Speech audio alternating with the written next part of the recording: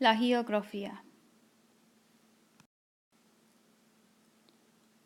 Por miles de años, los mayas han vivido en Mesoamérica. Lo que hay es el sur de México, Guatemala, Belice y partes de Honduras y El Salvador. Hoy la tierra de los mayas tiene miles de sitios arqueológicos. La mayoría de ellos no han sido explorados. The majority of these have not been discovered. Guatemala es un país diverso y muy grande, con volcanes, selvas, montañas, lagos, ríos y playas. Hay 27 volcanes. 16.580.000 personas viven en Guatemala. Hay 22 estados, se llaman departamentos en Guatemala. El departamento más grande es Petén.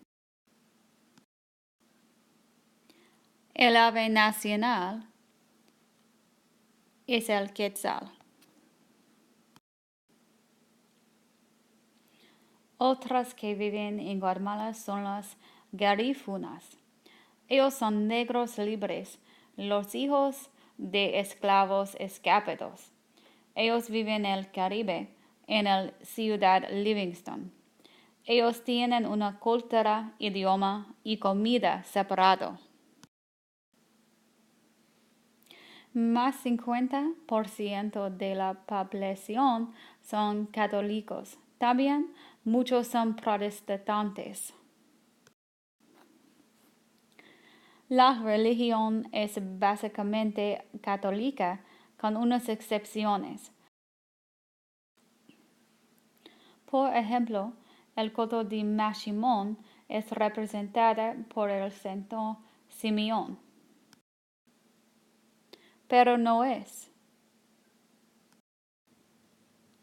Realmente es una santa maya, una combinación de Max y Simeón.